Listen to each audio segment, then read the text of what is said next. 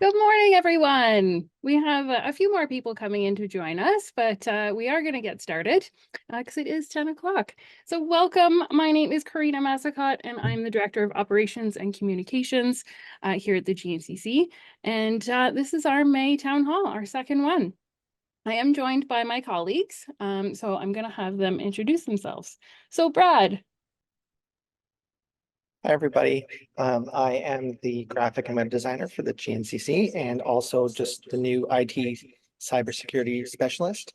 And I've been with the chamber for 10 years. Thanks, Brad. Brad wears many, many hats. I don't know if he also said photographer, but you'll see him out at the events behind the camera also. Savannah. Good morning, everyone.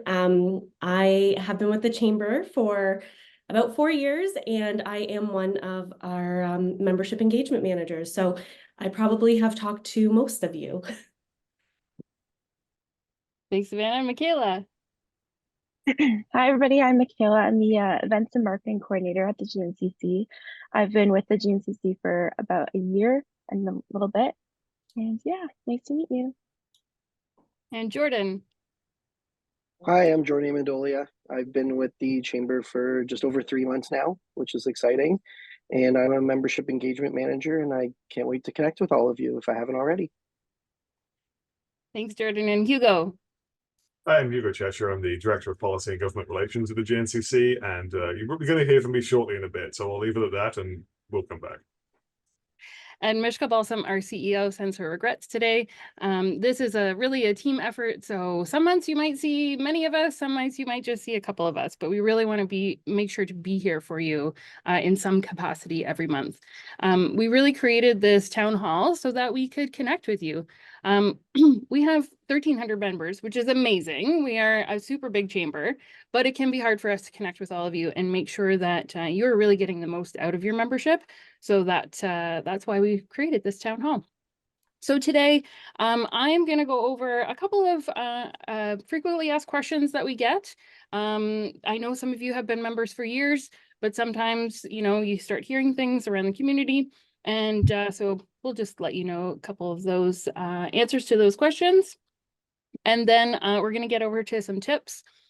These are great for our new members. And again, also for people who might be joining a new organization that has been a member for a long time, but you're really new in your role and just figuring out what your membership means. And then I'm going to tell you about our upcoming events. Then I'm going to pass it over to Hugo to let you know about what's going on in the advocacy world. And today we're also joined by Phil Jung from Elavon. And so he's going to let you know about the business savings that you can get through Elavon. And then we'll go to a question and answer period. So first off, I would say one of the biggest questions that we get from members and potential members is, well, don't you get funding? You must have all kinds of money to do a million different programs. Well, no, we're actually a nonprofit and we are solely a membership-based organization. So your membership goes directly into the programming that we do for you. And you're directly supporting the work that we're doing to make Niagara at its economic and social best. So first, we want to thank you for your support. Another question we get is, well, you're tied to the city or the regional government, right? No, actually, it's really, really important that we're not. We are not tied to any form of government, and we get no government funding. And the importance to that is basically Hugo's position. Our advocacy work is really important to our membership because we're the voice of the business community. And so what we do is we speak on behalf of you to those levels, all levels of government, municipal, federal, and provincial. And so we're speaking on your behalf. So when there's some red tape that's maybe making it hard for you to do business, that's where we can speak on your behalf. One little example I like to give about that is that along St. Paul Street, we're located in St. Catharines, St. Paul Street. That's why I'm pointing over this way. We weren't, nobody was allowed to have patios. And, you know, it was harming their business. So we did some work on that and we were able to get the bylaw changed. And now you see patios all down St. Paul Street. And another question we get is what makes you different from other chambers? The first I like to, as I said, we have 1,300 members. We're the third largest chamber in Ontario. Another thing, as I mentioned, we also have an advocacy department. So we do have a full-time director of policy and government relations, and that's Hugo. And then Mishka, a lot of her time is spent on advocacy as well. Another thing that sets us apart is our business councils. So we do have our board that governs us, but we also have business councils that help us with specific programming for different demographics. So we have our Women in Niagara Council, our Next Niagara Council for the emerging generation, those 40 and under. And we also have a nonprofit council. And then Hugo also works with our Government Affairs Council to really set the agenda, our advocacy agenda. So basically, all those things to say, we are here to make it easier for you to do business. So that's a couple of the questions right off the hop. Again, you might have other questions and we'll get to those later on in the programming. So now I want to get to some tips. So these are great for our new members or people that may have just kind of been sitting on your membership, not really knowing where to go next. So number one thing I like to tell people is to update your Memby profile. So Memby is our customer relations software. Brad's going to show you on our website where to go to do this. So he's pulling up our website right now. And so in the top right, there's member login. And so you go there, he's going to log in as if he were a member. So here is where you can put up a logo with your profile. You can put up a photo of yourself. You can update your team members. I know it can be hard for someone running a business to make sure to be doing all the chamber things. You don't have to. You can make sure that your team knows about it, make sure that they're getting involved as well. You can update your description here, and you can put in any relevant links. So this will help your search engine optimization. We have a really high search engine optimization. So that means that your listing on our website will be at the top of Google whenever you get searched. So the more things that you can add to your profile there, the better. And you can even now save a credit card. So you don't have to bother with me calling you over here for your payment. You can just upload a credit card there and it's all set and done for you. Now, I would check back here often. Brad and I are working on creating, so into the member portal, I would say. Yeah, this part. So keep checking back here often because we're updating resources all the time. Right now, there's a couple of things that you can do. You can download the digital directory so you can see, you can search our members on our website as well, but you can also get a nice digital copy of our directory and see what our members are up to there. Brad's showing you a little sneak preview of that. It's all clickable too. As you can see, Brad's clicking all around. So he just clicked on SafeTree and that goes right to their listing on our website. And then all of the website links of your website, driving people to your website. And he's also put in links to drive people to your socials as well. On that portal, you'll also see member resources. So we are going to be updating that with a few different things coming up. Next month, I'll be talking about some HR-free resources that we're going to be putting there for you. And that's a new program coming through the Canadian Chamber. All right, so next I would like to mention you can sign up for getting emails from us. So we have a daily email where Hugo basically reads every single newspaper that exists and he puts all the business news in one spot for you. So again, we're trying to make it easy for you. So that's a really important one to be reading. We also have specific mail outs for Women in Niagara, for Next Niagara, You can get weekly emails, or you can get our daily, and also our GNCC Insider, which gives you savings with other businesses who are members of the chamber. All right, so now Brad, if you can show everybody our business savings page. One thing that a lot of people don't know is that a perk of your membership is that you do get savings with different programs. So the GNCC is a member of the Ontario Chamber of Commerce and the Canadian Chamber of Commerce, which means that you are a member of those chambers and then you get the benefits from them. So the reason that they can offer such extensive discounts is because they are negotiating these programs either provincially or nationally. So you can see here, we've got everything from a shipping program to saving on gas. You can save on gas at Gales and Esso. And of course, Elavon. Elavon is your payment processing, and you can get discounts there. I don't want to go into it too much because Phil's going to do a much better job than I will. And lastly, Brad, if you can show everybody our business resources page. We have a ton of free resources. And we try to put them all on our website right now, but we are going to be putting those a lot into the member portal, so they're a little bit easier for you to find. But we've got everything from templates and other documents that you can download that make it a little bit easier for you to do business. We've got some government resources. There's some information about certain grants that exist. Sometimes we get certain grants through the Ontario Chamber. What else? We've got a lot of health and safety resources. We're updating those on a monthly basis. Digital Main Street grants. So there's a lot there. Feel free to search through it, but always know that you can contact any one of us at any time and we can help you navigate these. So, you can kind of explain sort of what you're looking for, and then we can help direct you to which resource would be best for you. We always say that your GNCC membership, you get out of it what you put into it. So we can't help if we don't know what your challenges are.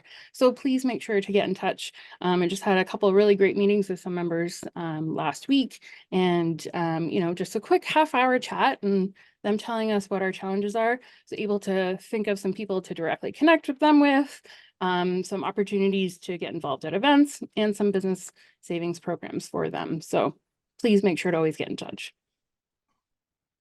And lastly, I would be remiss, Jordan would not be happy with me if I did not mention that you can also get your message out there. We do have some really affordable digital advertising options. Like they're already really affordable, and then Jordan is like creating these awesome deals for you so that he's making it really easy for you to get the word out about what's going on. We just did a really great Mother's Day special. He's got one coming up for Father's Day. There's opportunities to get involved there. And summertime can be a little more quiet. So you want to make sure that your customers are not forgetting about you. So it's always good to get your message out there. All right. And now events. As many of you know, we are very, very busy with events. And that's because the networking that happens at events can make so much business happen. I just went to a Hamilton event a couple weeks ago. I didn't think I was going there for networking. Turns out I ended up seeing 4 or 5 people that I knew, made some connections, and got some business done that I didn't have to schedule a meeting for. So it's always great to come out to the events. As I said, you don't have to come to everything yourself. Please spread the wealth amongst your team. Your membership is open to your whole team, so everyone is free to come out to our events. And we're trying to make as many of our events complimentary for our members as possible. It's not always possible because sometimes we have food costs and things like that, but coming up, we do have a free espresso this Thursday. And we have Brian Rose is going to be leading it. He's from Niagara Community Foundation, and he's going to be talking about how leaving a legacy can be a powerful business tool. So there are a ton of tax incentives to leaving a legacy. So you get to give back to your community, but then also get some tax breaks as well. So that one's going to be really interesting. I saw him give a short snippet of it at one of our other events, and I had so many questions, but the lineup was like out the door for people who had questions for Brian, who wanted to know more about this, that I didn't get my questions in. So I'm definitely going to be there on Thursday to get my questions in. So please make sure to join us on Thursday. That one's going to be great. Then we also have a free lunch and learn on May 28th. This one's going to be hosted by our Women in Niagara Council. So as I mentioned, they help us with our programming for different events. So unfortunately, as women in business, we're still fighting for an inclusive workplace. And that extends beyond just women as well. So women are really lending that support to lots of different communities who are not feeling included at work. So it was really important to our Women in Niagara Council to put on this lunch and learn of how to create an inclusive workspace. So that one's going to be really beneficial. It's attracting and retaining employees is so hard. It's something that we hear from you guys all the time. So this is a really great way to make sure that you're really putting your team first. Then on May 30th, we have Chamber Connects, where we want to appreciate you. Yes, this is your time to shine. You're the reason we're here. So we want to say thank you for your support. The event will be at Ridley, May 30th, free to attend for anybody. Please send this to anyone who you think who might want to join us. Friends, family, colleagues, people who work at other companies that might be interested in a membership, anyone. We have, and Jordan's going to correct me if I'm wrong, but I want to say about 45 members who are going to be exhibiting. So this is going to be a big event. And it's your opportunity to, oh, Jordan, how many do we have? I'm going to double check now, but I think it might be closer to the 48 to 50 mark now. That's amazing. With So 2 spots left. all right. So if you want to get in, you got to get in now. We've only got 2 left. But this is basically like, we describe it as a big business after 5. So we partner with Ridley and they do a really great job to put on a nice spread for everybody. And it's an opportunity to do some networking and then also check out what other members have going on. They can set up a little booth and a lot of them will have little goodies to give away and that kind of thing. So please make sure to come out and check that one out. And again, this is amazing. All free events that I'm mentioning. So again, Business After 5 is free for our members to attend, free for guests to come check us out for 2 times. So again, please feel free to bring your friends. This is actually going to be hosted by Next Niagara. So it's going to be a Next Niagara takeover. And so you might have a little bit of different programming at this one than you've seen in the past. Our Next Niagara Council is very, very engaged. And so they get really involved in putting their events on. And so this one's going to be hosted by Outlet Collection at Niagara. And Outlet Collection always does a great job showing off their food trucks. So we hope that you can make it out. And that one's going to be on June 4th. Our Business After 5s are usually the first Tuesday of the month, unless there's a holiday. And Michaela is putting some links into the chat there for you as well. And then I should mention also, we have our Business Achievement Awards coming up June 13th. So we will be celebrating all the amazing businesses in Niagara who are doing amazing things. So this is a really great opportunity to come out and network with the best of the best in Niagara. So that's an evening event, about 6 to 9:30-ish. There is a dinner associated with that event, so that is a ticketed event. If you are looking for any other information about any of the events, please feel free to get in touch with myself or Michaela, and we can give you your information, get you your tickets, anything you need. All right, so at this time, I'm going to pass it over to my colleague Hugo, and he's going to give you an update on what he's been doing as the voice of business for you. All right, thanks so much, Karina. Another beautiful day in Niagara. I love this kind of weather. It really makes me feel energized. Speaking of being energized, segue. big announcement in Port Colborne last week, which I'm sure everyone saw. That was the announcement of the Kasai battery separator plant. I don't know what a battery separator plant is, but we're getting one, and it's a $1.5 billion investment. Not sure how many direct jobs are going to be created yet, but they're saying it's going to be 4 figures. So this is huge, and it was so huge. Everyone was down here. The Prime Minister was down here. It seemed like half the senior figures in government were down here to announce this thing. So it's huge. It's a really big deal for Niagara. But the thing I want to emphasize is that it's also part of a big strategy here. So the federal government has spent a lot of time putting clean tech incentives, manufacturing incentives in place. The Ontario government has been going out, shopping the province to companies all around the world, trying to get them to locate EV manufacturing specifically here. It's a very targeted strategy. You set your eye on something and you go for it. And then that leaves the door open for local economic development agencies like Niagara Region Economic Development to go out and actually shop the region to potential companies. And you see this thing going across all across Ontario. So it's not just Niagara, it's happening in Alliston, it's happening in Windsor, and Ontario is becoming the place to do EV manufacturing. It's going to come to a point where it's self-sustaining, where all the jobs, all the facilities, all the workers are located in Ontario. So if you want to manufacture electric vehicles, you just do it in Ontario. It's kind of like the way Michigan was 100 years ago with auto manufacturing, where all the manufacturing started in Detroit, it started in Flint, Dearborn, River Rouge. And so after a while, it just became the place to build cars. If you're building cars, you were in Michigan. And maybe you might be looking at that and thinking, well, I don't know. It seems like Flint and Detroit are not doing so well right now. Maybe that's not a good idea. And that's actually true. It's one of the dangers of pinning your economy to a single industry. But luckily in Niagara, we're not actually pinned to a single industry. We traditionally have 3 pillars, really. We have manufacturing, which we've always been strong in.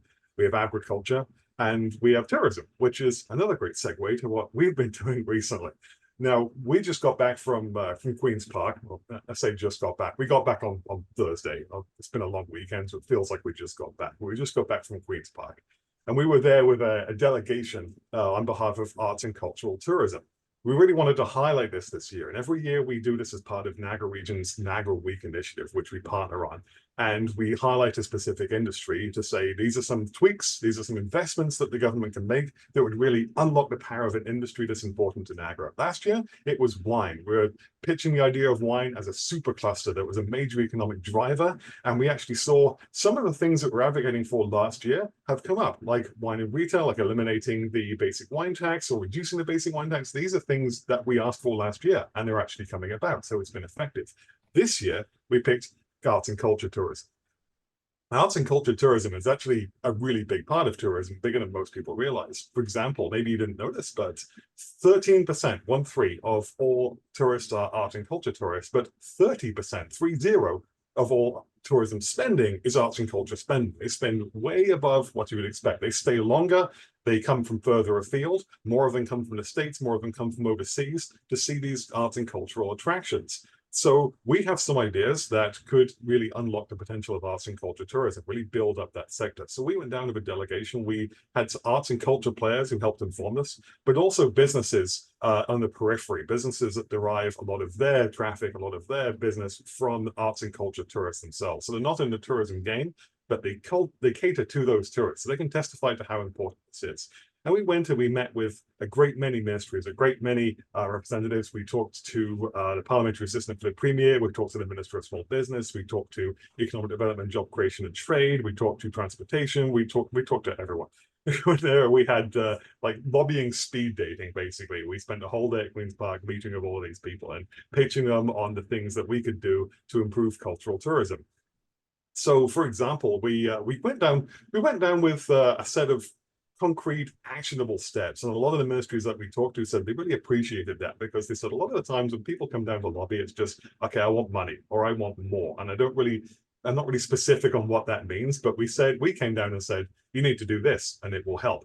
For example, we said, you should do a live arts tax credit. Now, there's already a live arts tax credit for film, television, and animation industries, and it basically is a tax credit for the cost of labor. It depends on how many people are employing, how big the production is, whether it's a one-off, and so on. But you can get a significant amount of your labor costs as a tax credit, but only in those industries. And we said, why not do it for the live arts as well? That'll encourage people to encourage festivals, encourage plays, encourage theaters to employ more people.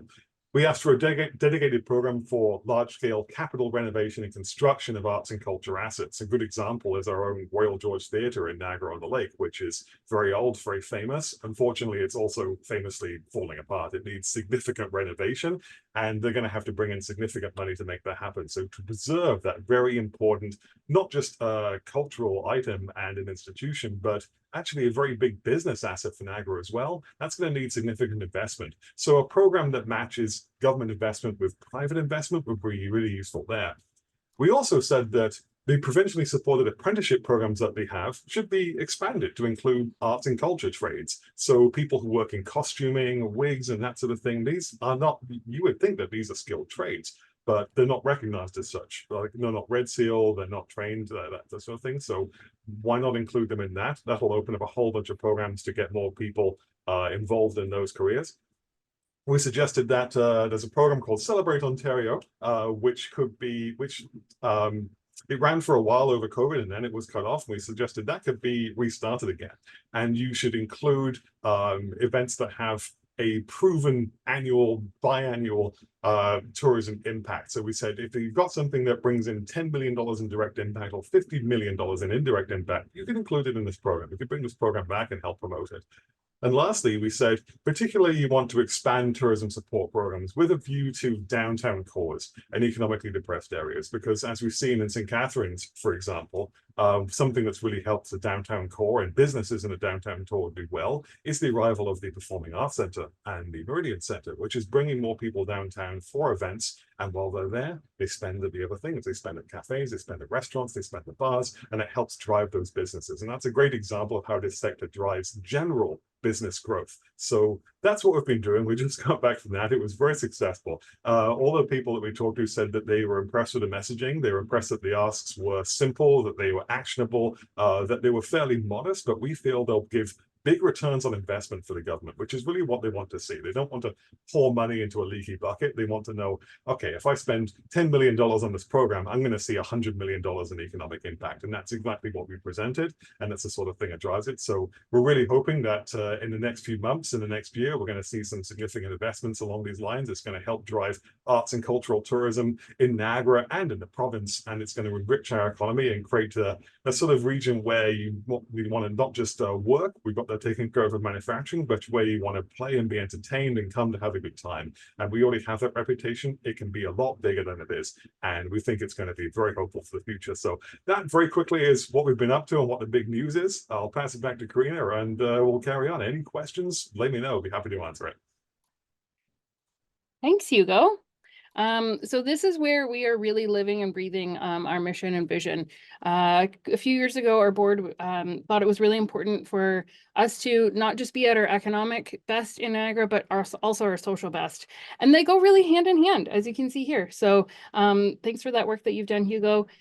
For any of our members, if you're noticing any red tape, again, this was more on the provincial level, but it could be at the municipal level.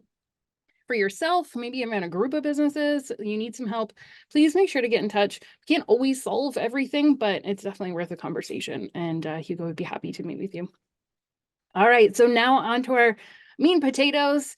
It's time for our guest, Phil, to let you know how you can save money with Elavon. It's a really awesome payment processing tool. Elavon has been voted one of the most ethical companies in Canada, so really amazing company to work for and work with. And we have a great relationship with Phil. We even have one of the machines ourselves, and it's so easy to use. So without that, I'll let Phil tell you all about it. Thank you for that, Karina. First off, it's my pleasure to be here today. Thanks for the opportunity, Karina and other folks at the GNCC team here. So my name is Phil Jung from Elavon, and I manage Affinity Partner Program in Canada. So we have been selected as a GNCC's payment partner some time ago, and we also work with Ontario Chamber and Canadian Chamber of Commerce as their official and endorsed partner as well, right? And we're able to provide you with really great member benefit program to save your payment processing cost for your business.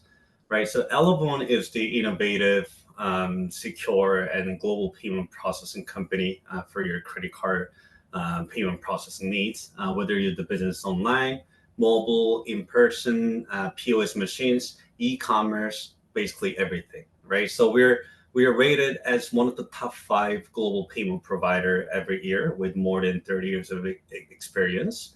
And to mention some of the benefits of using Elavon as a GNCC chamber member is that you'll have exclusive preferred member pricing that'll save your payment processing cost with no locked-in contract. So it basically goes month by month. So if you're not happy with their service, you can cancel anytime without having any cancellation fee there.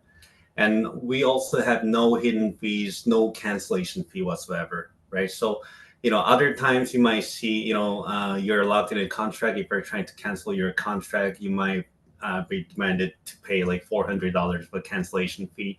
We don't have any of that, right? And we support all types and all sizes of industries and businesses, whether you're the business, small to medium size, a large enterprise size, or micro size businesses, it doesn't matter. And also we have a great customer support team right in Toronto office that's available 24/7, not just in English and French, but also Spanish, Mandarin, Cantonese, Korean, and so forth, right?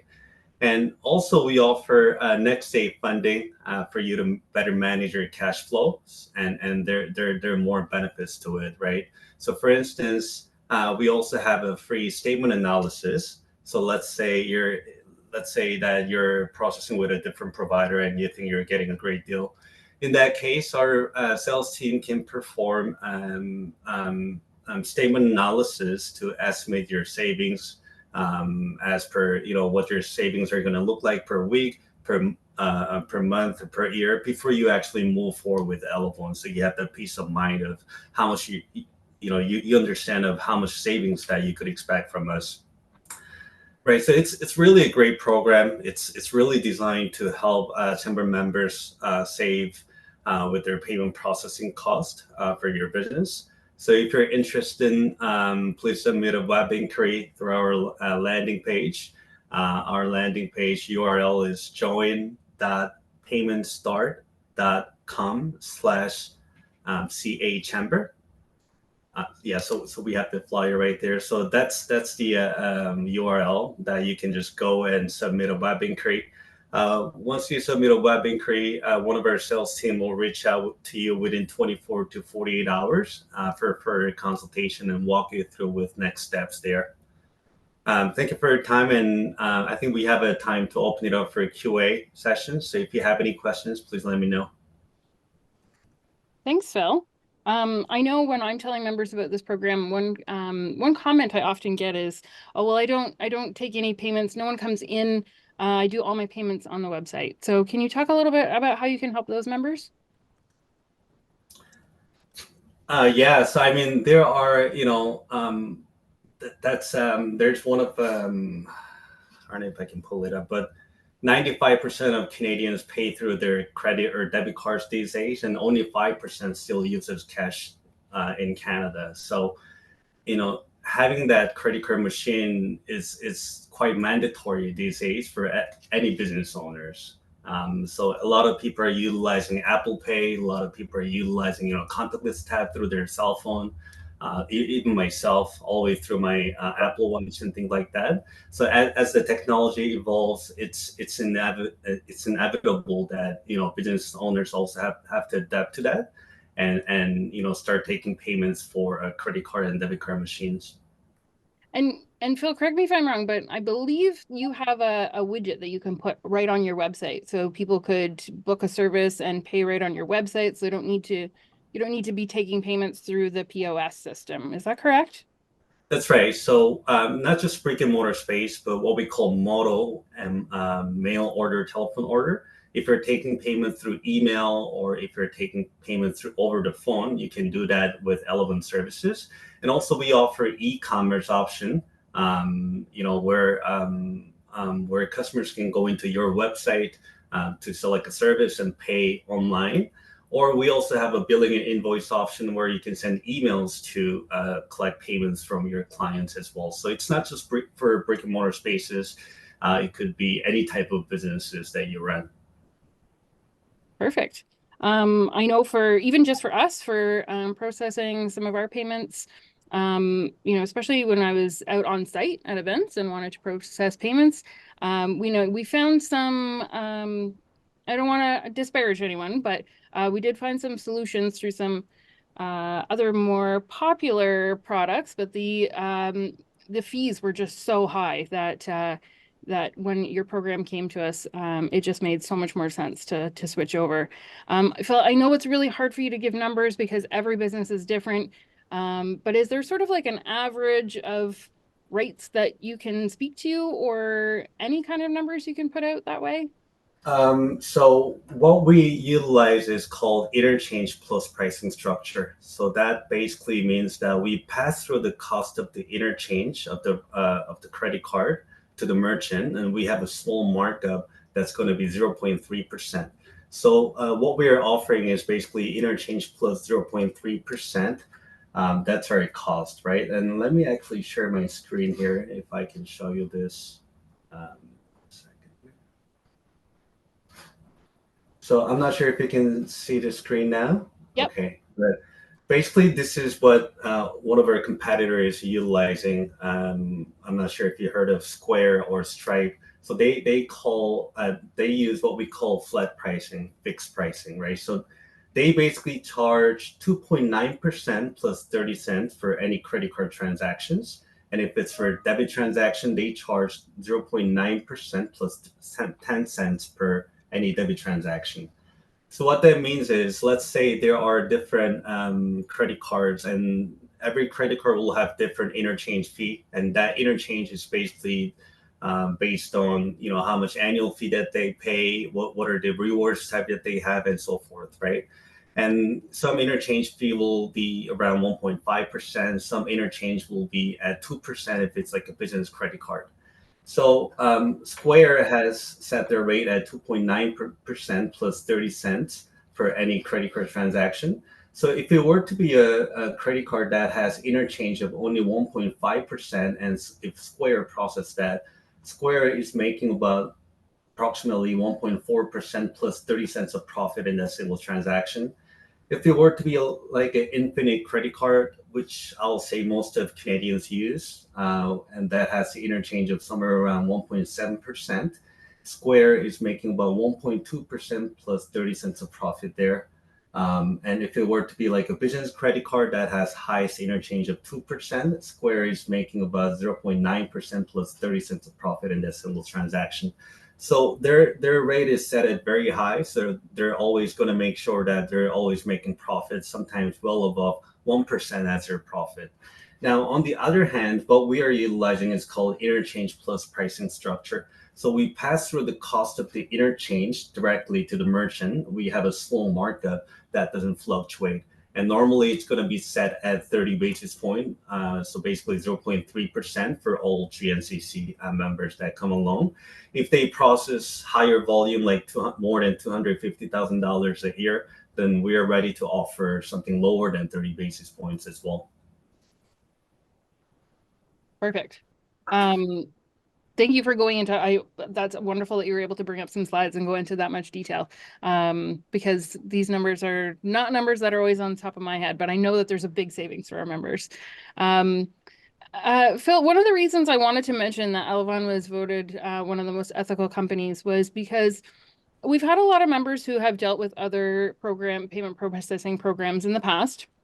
And there was maybe a disconnect with customer service and following up and that kind of thing. So can you talk a little bit about how your team, really gives great customer service? I know that I've received great customer service, but maybe you can talk about your approaches. Yeah, absolutely. So we have a customer support that's available 24/7, and it's local. It's basically in Toronto, North York area. So we're operating there. So any calls that come in there, it's gonna be everything local.